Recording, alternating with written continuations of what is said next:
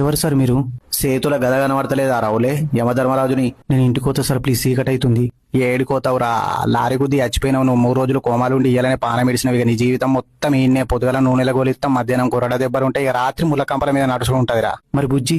బుజ్జోతిరా 2 జల్లు ఉంటాయి, లంగ జాకెట్ వేసుకుంటది. సారీ రా, అది ఇంకా 70 ఏళ్ళు బత్తదిరా.